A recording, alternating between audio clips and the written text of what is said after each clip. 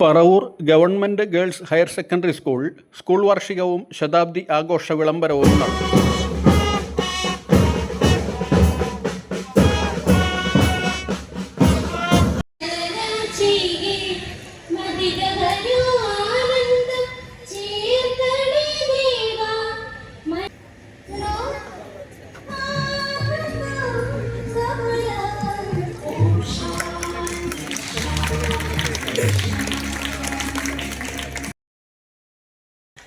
പിന്നെ സ്കൂളിലെ ശതാബ്ദിയൊക്കെ ആഘോഷിക്കാൻ വരുമ്പോൾ കൈയും വീശി വരണ്ട എന്ന് വിചാരിച്ചിട്ട് ഒരു ടോയ്ലറ്റ് അനുവദിക്കാനും അതുപോലെ ഇൻ്റർലോക്ക് ടൈൽ വർക്ക് ഇതിൻ്റെ മുമ്പിൽ വെള്ളക്കെട്ടുള്ള സ്ഥലത്ത് നടത്തുന്നതിനും ഈ രണ്ട് ആവശ്യങ്ങളും മുമ്പോട്ട് വന്നത്.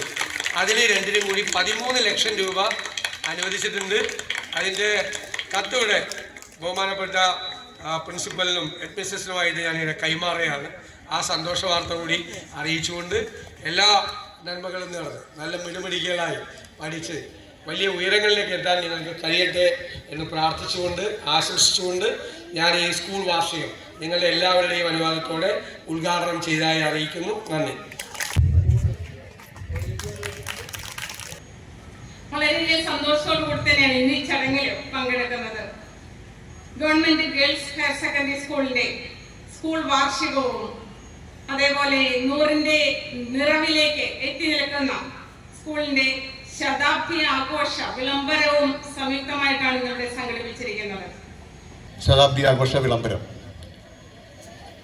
ചരിത്രത്തിൻ്റെയും പൈതൃകത്തിൻ്റെയും സാംസ്കാരിക പാദമുദ്രകൾ ശക്തമായി അടയാളപ്പെടുത്തിയ പറവൂരിൻ്റെ ഹൃദയഭാഗത്ത് അഭിമാനത്തോടെ ശിരസുയർത്തി നിൽക്കുന്ന വിദ്യാലയ മുത്തശ്ശിയാണ് government girls higher secondary school.